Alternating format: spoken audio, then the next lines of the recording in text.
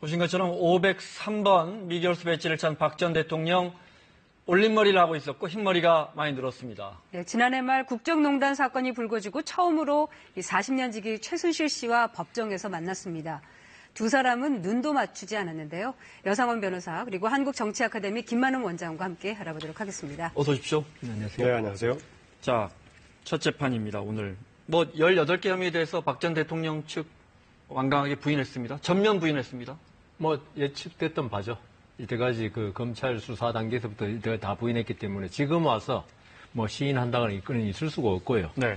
박근혜 대통령 입장은 한마디로 요약하면은 본인은 관여하지 않았는데 밑에 최순실 씨나 이런 사람들이 자신의 어떤 그 영향력을 이용해서 네. 국정농단을 한 것이 자신이 거기에 대해서 어떤 정치를 잘 이끌고 나가기 위해서 말을 한 것뿐인데 네. 이걸 갖다가 이용해서 어떤 탈의 사욕을 챙겼다. 네. 이 취지이기 때문에 충분히 예측됐던 바고 오늘 법정에서 보통 이제 검사가 기소 요지를 낭독한다고 그럽니다. 네. 기소에 이제 요지가 18개나 되고 많기 때문에 그리고 이게 아주 정치적으로나 국가의 중요한 사건이기 때문에 보통은 요지만 진술하는데 오늘은 네. 다 낭독한 것 같습니다. 네. 이에 대해서 변호인이 먼저 인부를 묻습니다. 변호인에게 재판부에서 인정하냐? 아마 변호인들이 전부 다 부인했을 거고요. 그러면 이제 피고인에 대해서도 또 재판부에서 묻습니다. 그 변호인 주장대로 맞느냐? 네. 박근혜 대통령은 여기에 대해서 많은 말을 하는 것이 결코 본인에게 이롭지 않을 거기 때문에 그냥 변호인의 의견과 같습니다. 이걸로 네. 그쳤습니다. 네. 최순실 씨가 또 이런 말 했습니다. 오늘 법정에서 삼성에게 이제 독일에 있으면서 수십억 원 지원받은 거에 대해서 전화 박 전 대통령이 한 게 아니고 박원호, 그러니까 전 대한승마협회 전무라는 사람이 한 일이고 삼성 말이나 차도 나나 정유할 게 아니고 다 삼성 소유다. 삼성합병과 이걸 뇌물로 엮어가는 건 무리한 행위다. 이렇게 비판을 했어요. 본인까지도 부인한 거죠. 네. 그동안에 적어도 박근혜 전 대통령의 경우는 개인이 특히 이제 최순실 씨가 사적으로 지금 이제 뭔가 비리에 연루가 돼 있는 것처럼 네. 얘기했는데 본인도 잘못이 없다. 박근혜 전 대통령 물론이 그렇게 주장하는 것인데 네. 그동안 이 과정에 대해서는 주변에 다른 사람을 여러 번에 그동안에 이제 녹취가 같이 있지 않습니까? 또 검찰에 소환돼가지고 했던 발언들이 있고요. 몇 번 또 부족해가지고 박근혜 전 대통령이 그 관련해서 이재용 씨를 3번이나 만나가지고 네. 관련 얘기를 염두에 두고 지적해서 그 반응이 제대로 관찰이 됐나 확인했던 부분도 있고요.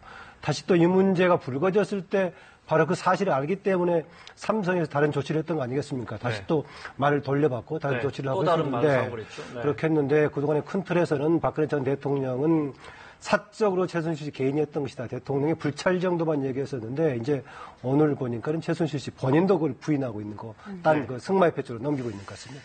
알겠습니다. 그 혐의 내용에 대해서는 잠시 후에 더 정확히 알아보도록 하고요. 자, 박근혜 전 대통령 구속 53일 만에 첫 재판에 출석했습니다. 그 장면 좀 구체적으로 보겠습니다.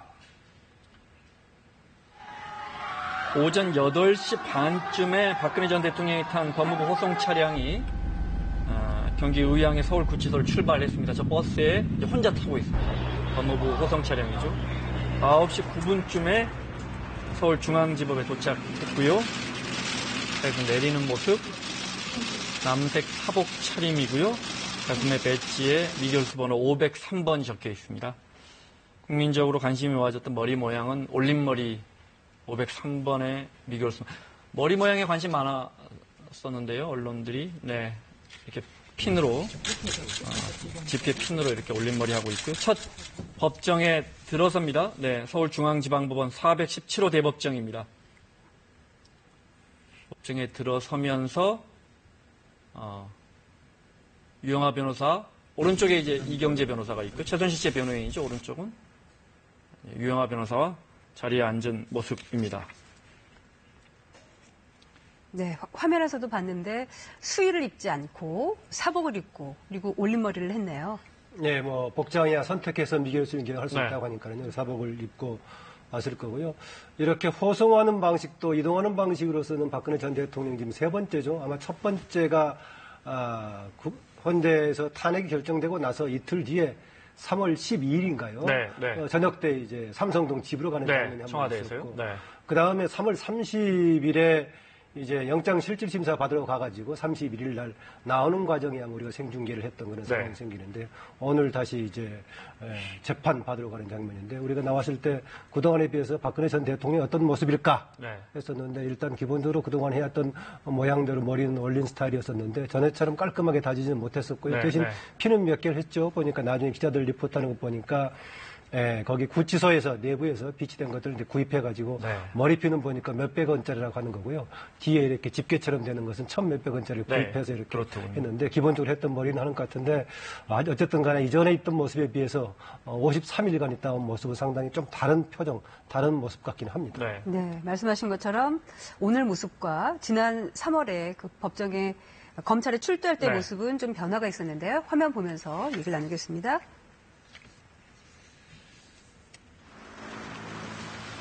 네, 3월 21일 검찰 출두할 때의 모습과 오늘의 모습이죠. 공교롭게 또 감색이라 합니까? 짙은 파랑색. 뭐 흔히 언론이 저걸 뭐 비장한 상황에서 뭐 전투복이다 뭐 이런 말도 하고 그랬죠. 오늘은 왠지 좀 수척해진 화장기도 없고요. 그런 모습입니다. 국민 여러분께 송구스럽게 사과합니다. 네, 그 부장판사가 박근혜 피고인 직업이 어떻게 됩니까? 그러니까 무직입니다. 이렇게 얘기했는데 이런 걸 인정신문이라고 하나요? 네. 법정에 누구든지 출석하면은 그 사람이 과연 기소장에 적힌 재판을 받는 피고인 본인인가를 확인해야 됩니다. 아무리 뭐 박근혜 대통령이 바뀔 리는 없지만은 재판부로서는 이건 형사소송 절차에서 인정신문을 제일 먼저 하게 돼 있고요. 주민등록번호, 그다음 직업, 주거를 묻습니다. 근데 이제 무직이라고 그랬는데요. 지금 현재 무직은 맞죠. 대통령을 그만뒀으니까. 그런데 형사법정에서 대부분의 피고인이 무직이 많습니다. 왜냐하면 구속되거나 이러면 직업을 잃는 경우가 아주 많기 때문에 무직이라 그러는데 저는 그 정치인 또는 전 대통령이라고도 할 수 있지 않을까 싶었는데 무직이라 했던 것은 어떤 좀 비장한 각오를 좀 표현한 것으로도 좀 뭐 꿈보다 해몽이 더 좋은지 모르지만 하고 싶은 게요. 나는 이제부터 우리가 어떤 처절한 마음을 표현할 때 백의종군이라는 말을 많이 하는데요. 검찰과 싸움에 있어서 나는 지금부터 이제 백의종군한 아주 결렬한 각오로 지금 하겠다. 이런 표현으로도 보이지 않을까 그렇게 생각합니다. 네. 아마 질문을 했을 때 어떻게 답할 것인가 박근혜 전 대통령 스스로 아니면 변호인과 한 번쯤 나눴을 법도 한데요. 전직 대통령이었다라고 하면은 지금 박 전 대통령에 대한 형사재판이 사실상 이전에 있었던 탄핵의 연장선상에서 진행되고 있다는 것을 그대로 사실상 확인시켜주는 그런 느낌이 들긴 할 겁니다. 그런 의미에서 한 50여일 동안 구치소 생활을 했는데 영어 공부를 좀 많이 했다고 혹시 구치소 생활이 알려진 게 있나요? 뭐 이제 여러 가지 얘기를 하고 있는데 몸이 좀 불편했다는 얘기도 있는 것 같고요. 과거에 밖에서 생활하실 때, 과거에 삼성동에 생활하실 때는 대통령이 되기 전에요. 그때는 뭐 요구하고 했던 모습을 국민들에게 보여준 적도 있었었죠. 근데 그 정도는 잘 내부적으로는 모르겠는데 밖에는 산책 정도 했다고 좀 얘기하고 있는 것 같고요. 희한한 게요. 숫자로 보니까요. 오늘 박 전 대통령이 이제 그쪽에 들어있는 53일 만에 오늘 첫 재판으로 밖에 나왔는데 또 수임 번호가 503번이에요. 그래서 53년에 나왔는데 503번 또 그런 희한하게 또 숫자가 일치된 측면이 또 있더라고요. 박근혜 대통령이 구치소에 영어 사전을 뭐 반입해달라 했다는데 그래서 영어 공부한다는 말이 제 생각에는 이게 이번 사건이 어떤 뭐 박근혜 대통령이 주도적으로 나서가지고 치밀하게 뭐 어떤 준비를 하고 보다는 변호인들의 역할이 큰 사건입니다. 왜냐하면 사실 인정에 관한 문제가 많아서요. 그래서 박근혜 대통령으로서는 이걸 부인한 것 외에는 특별히 준비할 건 없었다. 그런 생각이 듭니다. 네. 지금 유영하 변호사 말고 접견을 또 누가 하고 있는지, 옥바라지는 또 누가 하고 있는지도 참 궁금해들 하시죠? 오늘 보니까는 법정에는 6분이 지금 변호인들이 있던 것 같아요. 전에 탄핵 과정에서는 추가되고 해가지고 굉장히 많았던 것 같은데 최종 구속되는 과정을 거치고 나면서부터는 몇 분으로 정리가 됐는데 이후에 추가되는 분까지 해서는 오늘 바로 옆에 앉았던 유영하 변호사 말고도 뒤에 몇 분까지 해가지고 총 6분이 참석했다고 하는데 매일 근래 와서 박근혜 전 대통령을 면담하면서 이후에 재판 과정에 대비했던 것은 유영하 변호사가 거의 매일 2시간씩 했다고 이렇게 전해지고 있습니다. 동생 박지만 씨는 알려진 것처럼 그렇게 면회도 안 됐고 관계가 완전히 복원된 건 아닌가 봐요. 박근혜 대통령 자체가 지금 유영하 변호사 외에는 믿지를 않고 있는 느낌이 듭니다. 새로 형사재판을 받으면서 새로 선임된 변호사 이상철 부장판사 네, 출신 네. 변호사인데요. 네. 제가 개인적으로 알기 때문에 한번 물어봤더니만 네.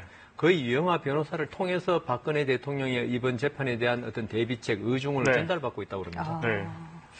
그 보니까 자, 네. 오늘 그 법원 앞에 박근영 씨가 네, 네. 나중에 와가지고 이제 뭐 들어가겠다라고 했던 모양이던데 아다시피 오늘 경우에는 가족이라고 하더라도 사전에 이렇게 뭐 추첨한다든가 다른 네. 방식으로 결정됐을 때 가능한데 네. 뒤늦게 와가지고 하여튼 뭐 좀 응원하는 모습을 남편 신동욱 씨하고 나왔었는데 뭐 공식적으로는 들어가지 못했던 것 같습니다. 그 피의자 쪽 관계인도 몇 장 줍니까? 방청권. 오늘 보니까 청와대 전 수석들이 몇 명 와서 참관하던데요. 근데 그거는 저희 특별히 신청해가지고 주기 네. 때문에. 그분들은 추첨해서 들어온 건 아니겠죠. 그렇죠. 네. 그거는 이제 특별한 재판 피고인과 관계되면요. 네. 가족들이나 이런 분들은 네. 좀 몇 명은 배려를 볼수 해줄 수 있게끔. 있는데 네. 워낙 이번에 국민들의 열기가 뜨거워가지고 네. 아마 힘들었을 것 같습니다. 뭐 방청권 7대 1이었다고 네. 그러던데요. 보니까 뭐 7.7대 1이라고 하는데요. 네. 그것 보니까 지난번에 사실상 뭡니까 탄핵 마지막에 선고했던 날은 뭐 796대 1로 그때 네.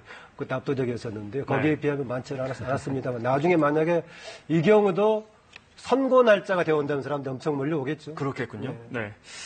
자, 오늘 417호 법정으로 박 전 대통령이 들어올 때 그리고 들어와서 최순실 씨가 이어서 입장하는데요. 그 화면 다시 한번 보겠습니다. 네. 호송차에서 왼쪽에 이제 박 전 대통령, 오른쪽에 최순실 씨가 더 늦게 도착했습니다. 네. 둘 다 사복을 입고 있고, 최순실 씨 마스크를 하고 있고요. 네. 들어와서 한 20분 정도 대기했던 것 같아요, 대기실에. 그리고 이제 두 번째 자리에 앉아라는 설명을 듣고 박 전 대통령이 법정 안으로 들어옵니다. 네, 끝에서 두 번째 자리. 그 뒤에 인사하는 사람들이 이제 박 전 대통령의 방금 김만호 원장이 말씀하신 변호인단 변호인들. 6명입니다. 저 뒤로 보이는 분들이. 네. 오른쪽에 의자 살짝 빼주는 게 이제 이경재 변호사였고요. 네. 그리고 최순실 씨가 이어 들어오는데 관심은 이제 두 사람이 눈빛을 마주칠 것이냐, 뭐 눈인사라도 할 것이냐 이 부분이었는데 최순실 씨 담담하게 앞을 보고 들어오고 보시는 것처럼 박 전 대통령은 정말 전방을 직시하고 전혀 움직이지 않는 그런 모습을 보이고 있습니다. 박 전 대통령 의식한 듯이 전혀 왼쪽을 바라보지 않고 앞만 바라보고 있고 최순실 씨 역시 마찬가지죠. 네, 지금 왼쪽에 보면 눈을 감고 있고 이경재 변호사, 박 전 대통령, 왼쪽에 이제 유영하 박 전 대통령의 변호인이죠. 오른쪽에 보면 이제 신동빈 롯데그룹 회장 모습도 보입니다. 네. 자, 두 사람 사이가 안 좋다고 봐야 하는 거죠? 박 전 그런데 대통령과. 박근혜 전 대통령은 최순실 씨에 대해서 이런 모든 사태의 근원이 네. 최순실 씨한테 있다고 보기 때문에 네. 그렇게 눈을 마주치고 싶지는 않을 겁니다. 매우 원망스러운 그럴 상황이다. 속으로는 뭐 네. 그렇게 생각해요. 근데 최순실 씨는 네. 뭐 박근혜 대통령이 구속됐을 때 뭐 엉엉 울었다는 이야기도 있고 네. 본인 때문에 이렇게 된 거는 뭐 확실하지 않습니까? 네. 어쨌든 그렇기 때문에 최순실 씨는 박근혜 대통령의 미안한 마음에서 눈을 마주치지 않을 수도 있고요. 아, 네. 그래서 네. 그리고 지금 두 사람이 같은 법정에서 같은 재판부의 재판을 받으면서 네. 지금 공범으로 되어 있거든요. 네. 지금 상당 부분에 관해서. 네. 그 눈을 마주치고 이러면 이게 결국 아. 재판부의 공범인 것을 또 확인시켜주는 네. 그런 것으로 비칠 수 있기 때문에 네. 눈을 안 마주칠 가능성이 많습니다. 네. 말씀하신 것처럼 미안한 마음이 분명히 있겠죠. 오늘 법정에서도 40여 년 동안 알고 온 박 전 대통령을 재판장에 서게 한 내가 죄인이다 네. 이렇게 울먹였다고 해요. 그러면서 최순실 씨가. 울먹였다고 얘기하고 네. 있죠. 당연히 최순실 씨로서는 박 전 대통령에게 그런 뭐 끝없는 잘못했다고 당연히 생각을 하겠죠. 네. 오늘 살짝 들어오면서는 힐끗 쳐다보지 않았나 그렇습니다. 앉아서는 당연히 쳐다보지 않았겠지만은 제가 뭐 이야기를 할 때 마침 21년 전에 전 대통령이었던 당시 전두환 네. 노태우 두 대통령은 우연하게 나란히 서서 당시 재판을 받는 과정이 네. 있었죠. 나란히 섰기 때문에 살짝 서로 쳐다보면 손을 한번 슬끗 잡았던 장면이 그 유명한 잡혀가지고 장면이죠. 둘이 네. 손잡고 있는 것처럼 나왔었는데 네.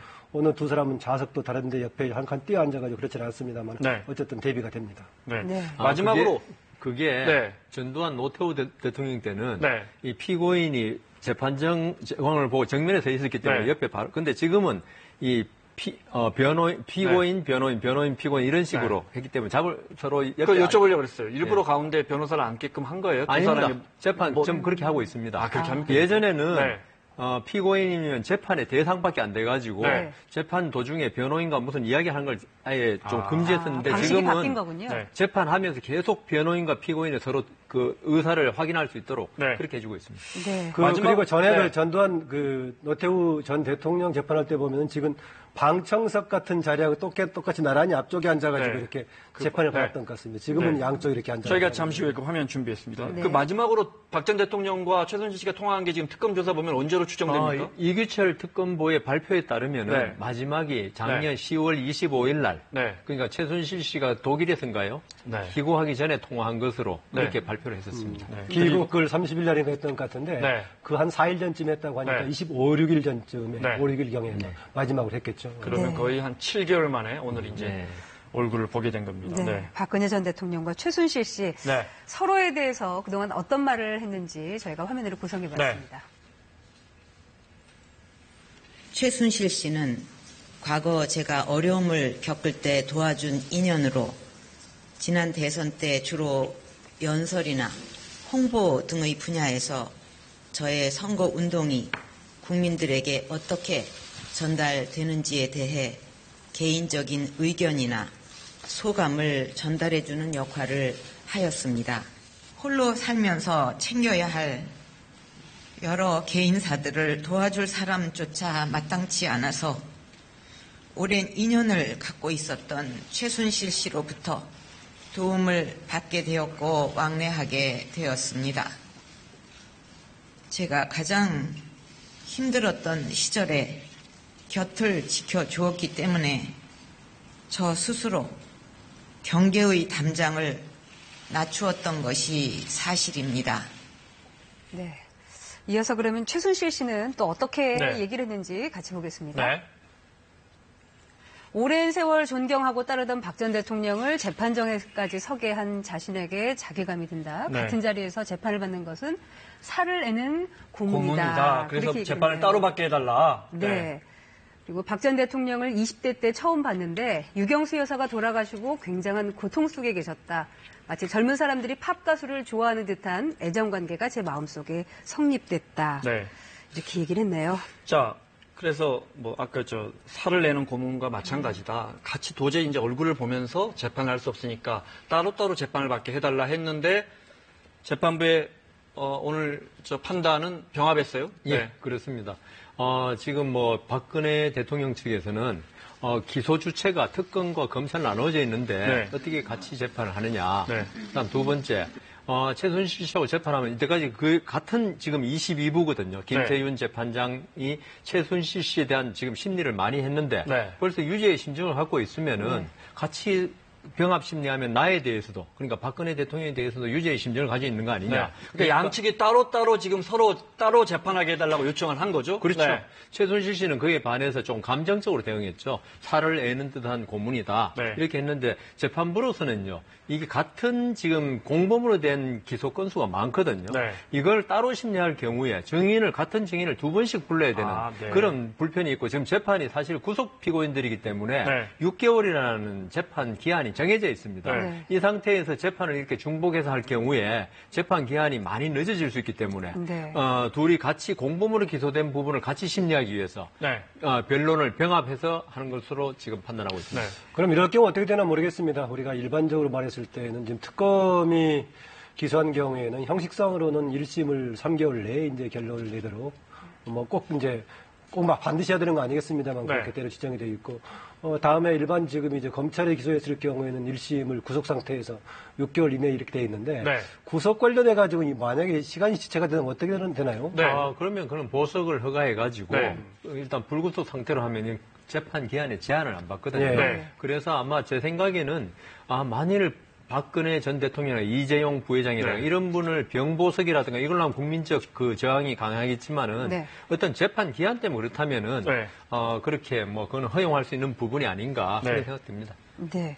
그 병합 심리 하게 네. 되면은 앞으로 그 재판 과정에서 네. 유불리라든가 이런 영향이 있습니까? 그런 건 없습니다. 네. 병합을 한다고 해서 불리한다든가 분리한다고 해서 유리한 그건 없고요. 네. 다만 재판부로서 이 심리의 어떤 편의 그러니까 이런 변론의 분리나 병합은 재판장의 어떤 전권이거든요. 네. 전적인 권한이기 때문에 네. 여기에 대해서 재판장이 지금 같이 양쪽에서 다 분리해달라고 했는데 네. 재판부가 병합해서 심리한다고 해서 네. 재판장이 뭐 아주 나쁜 심정을 가지고 있거나 네. 그런 건 아닙니다. 네. 그 417호 같은 경우는 네. 전두환 노태우 전 대통령도 같이 섰던 그 법정인데 네. 이번에도 이렇게 다 417호에서 받는 뭐 특별한 이유가 딴 있을까요? 일은 없고요. 네. 이 큽니까? 417호 법정이 사람이 가장 많이 들어갈 수 있습니다. 150명 정도. 예, 일반 법정은 한 50명도 못, 네. 50명 들어가면 법정이 그냥 완전히 뭐 꽉 찬 느낌인데, 네. 417호 법정은 150명 정도 같으면은 이 방청권도 아까 7대1이라고 그랬지 않습니까? 네. 이 때문에 많은 국민의 관심이 집중된 재판에 대해서 네. 가능하면 많이 참여해서 안에 들어와서 방청하게 만들기 위해서 한 거지, 딴 이유는 없습니다. 네. 그렇군요. 헌정사상 세 번째로 이렇게 법정에 서게 된 박근혜 전 네. 대통령. 21년 전에는 또 전두환, 노태우 전 대통령이 12.12 사태와 네. 비자금 사건으로 기소돼서 재판을 받았는데요. 영상 보시겠습니다. 1995년 김영삼 대통령의 역사 바르기 세우기 선언에 의해서 5.18 특별법이 제정됐습니다. 국가적으로 매우 불행하고 부끄러운 일입니다. 그러나 이러한 과정을 거치지 않으면 우리 역사는 바로 설 수 없습니다.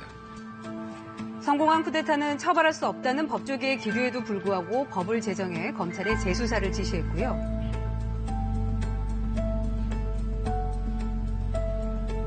12.12와 5.18에 대한 책임 규명은 물론 부정 축제까지 밝혀내면서 전두환 노태우 전 대통령은 구속됐습니다. 특히 가슴 아픈 것은 나로 인해서 많은 기업인들이 곤욕을 치루었습니다. 전두환 전 대통령은 검찰의 소환 통보를 받자 골목 성명을 발표하고 검찰청 대신에 고향으로 갔는데요. 이러한 검찰의 태도는 더 이상의 진상 규명을 위한 것이라기보다는 다분히 현 정국의 정치적 필요에 따른 것이라고 보아. 하지만 하루 만에 압송돼 조사를 받았습니다.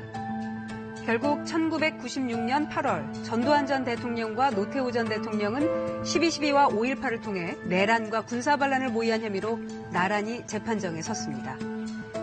당시 1심 선고 공판이 열렸던 서울중앙지법 417호 대법정의 모습입니다. 오늘 박근혜 전 대통령이 선 법정과 같은 곳인데요. 21년 전 법원은 역사적인 사건임을 고려해서 이례적으로 두 전직 대통령의 모습을 언론에 공개했습니다. 법정에서 두 사람이 손을 꼭 잡은 모습이 포착되기도 했는데요. 1996년 1년 내내 전두환 노태우 피고인에 대한 12.12 사건 및 5.18 사건, 비자금 사건 관련 공판이 진행됐고요. 결국 전두환 대통령은 무기징역, 노태우 전 대통령은 징역 17년이 선고됐습니다. 네, 아까도 말씀하셨지만 그 두 전직 대통령이 손을 꼭 잡은 모습이 굉장히 인상적이네요. 네, 저렇게 앉아서 잡는 모습도 있고요. 들어가면서 이제 재판 입증을 하면서 입증을 하면서 나란히 잠깐 섰을 때 잡았던 모습도 있습니다. 옆에 유학성 씨가 서 있던 모습이 이제 그때까지 떠오르는데요. 전직 대통령의 케이스인데 조금 사례가 다릅니다. 우선 기본적으로 전두환, 노태우 두 전 대통령의 경우는 퇴직한 이후 상당히 지난 다음에 이제 다시 문제가 제기돼서 재판을 받았던 케이스고요. 초점은 오히려 이제 군사 반란 또 내란 내란 목적 살인 등등 또 거기에다가 대형 수천억에 달하는 이제 뇌물 관련돼 있는데 박근혜 전 대통령의 경우 현직에 있을 때 이제 탄핵을 당해가지고 이제 직권남용이라든가 뇌물 관련으로 진행이 되고 있다는 점에서 가장 큰 차이가 있다고 볼 수 있겠습니다. 네. 또 하나는 최초의 여성 대통령이기도 합니다만은 네. 두 사람은 남자 대통령이었었고 또 여성 전직 대통령이라는 점에서 수감 생활에서 보통 사람하고 좀 다른 환경도 있을 겁니다. 네, 지금 보면 노태우 전 대통령은 그래도 비교적 담담하게 자신의 죄를 인정하고 반성하는 사과도 조금 명확하게 하고 또 기업인들에게 미안하다는 입장도 밝히고요. 전두환 전 대통령에 비해서는 상당히 다른 모습 보였던 것 같아요. 그랬죠. 전두환 전 대통령은 그래서 이른바 골목성명이란 말이 당시 나왔었죠. 네. 오히려 저기서 항명하고 받아치고 오히려 합천으로 내려갔는데 네. 오히려 소환돼가지고 강제로 소환돼서 그랬던 케이스인데요. 네. 이후 과정에서도 그랬고요. 최근에 회고록 비슷한 걸 내가지고도 당시에 입증된 사실에 대해서도 본인의 입장에서 나름대로 조금 희한하게 기술했던 그런 내용권이 나오고 있으면 다릅니다. 그래서 네. 약간 노태우 전 대통령의 경우에는 상황에 따라서 조금 따르는 그런 듯한 느낌이 있어서 네. 국민들에 따라서는 순응한 느낌도 있고 네. 비판하는 쪽에서는 물태우라는 지적도 있고 그렇습니다. 그랬죠. 자, 박근혜 전 대통령 방금 들으신 것처럼 뭐 우리 첫 여성 대통령이었었는데, 네. 헌정사상 처음으로 탄핵당한 대통령으로도 남게 됐습니다. 대통령으로 취임해서 탄핵될 때까지의 모습 간단하게 정리했습니다. 앞으로 국민께 드린 약속 반드시 실천하는 민생 대통령이 돼서 여러분이 기대하시던 국민 행복 시대를 열겠습니다. 하지만 집권 4년 차였던 지난해 K스포츠 미르재단과 관련해 이제 비선 실세 개입 의혹이 제기되면서 논란이 시작되는데요. 박 전 대통령 의혹에 대해 처음에 철저히 부인했습니다.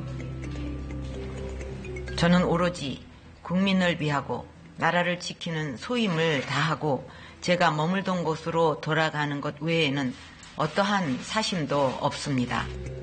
하지만 최순실 씨의 태블릿 PC가 등장하면서 불과 5일 뒤에 최순실 씨로부터 연설이나 홍보 분야에서는 도움을 받았다 이렇게 인정하는데요. 최순실 씨는 과거 제가 어려움을 겪을 때 도와준 인연으로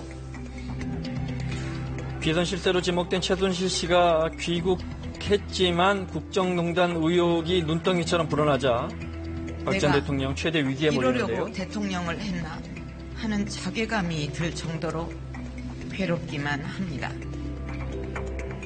결국 국회는 탄핵 소추안을 통과시켰고 박 전 대통령은 헌정사상 첫 탄핵 대통령이라는 불명예를 안게 됐습니다.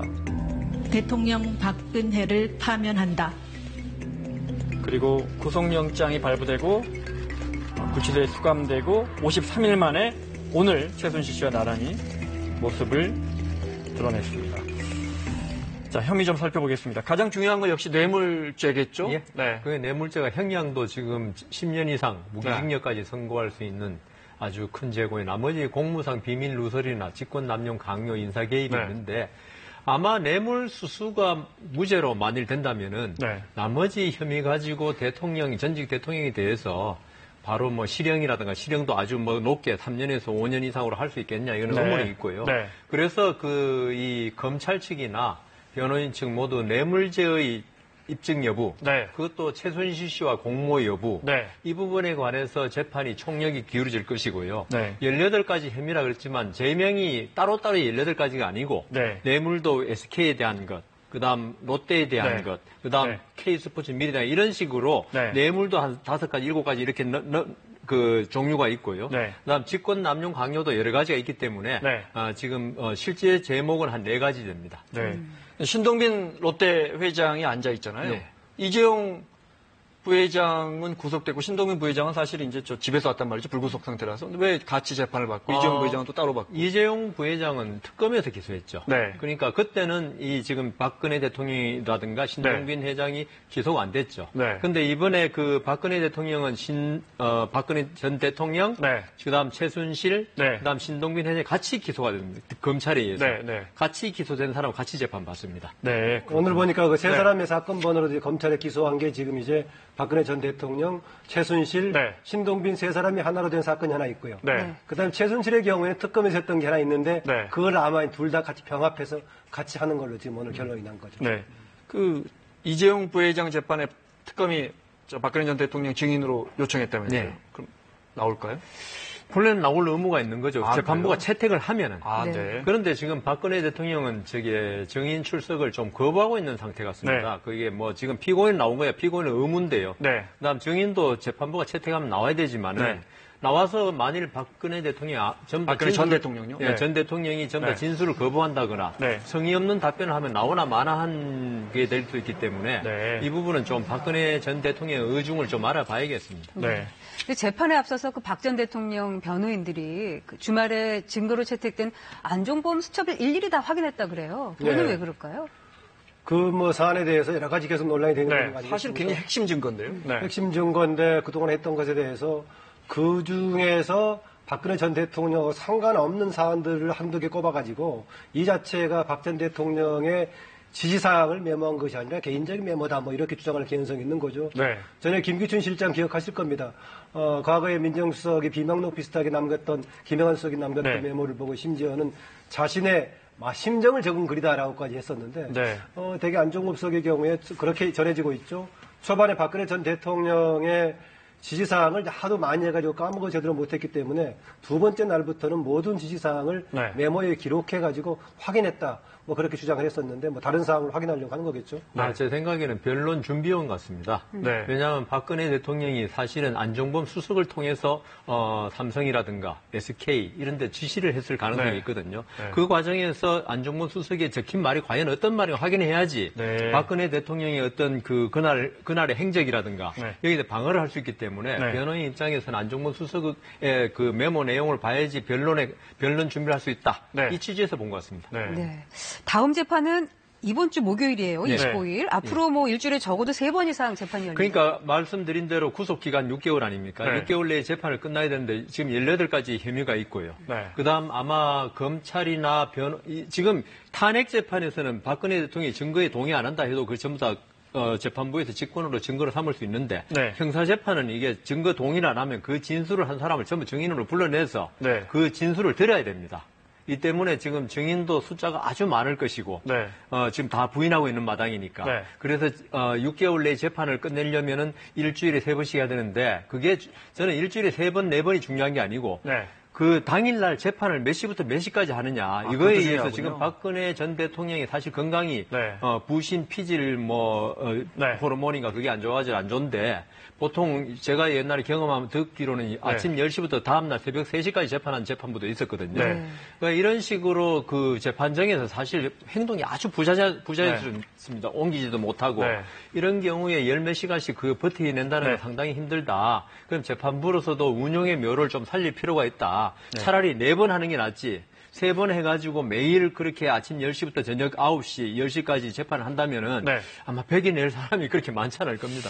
알겠습니다. 마무리를 해야겠습니다. 언제쯤 그럼 1심이 나옵니까? 그러니까 그 3월 말에 구속됐죠. 네. 그 법적으로는 9월이나 10월 초에 나와야 되겠죠. 예. 알겠습니다. 여기까지 듣겠습니다. 자, 여상원 변호사 그리고 한국정치아카데미의 김만음 원장 두 분 함께했습니다. 고맙습니다.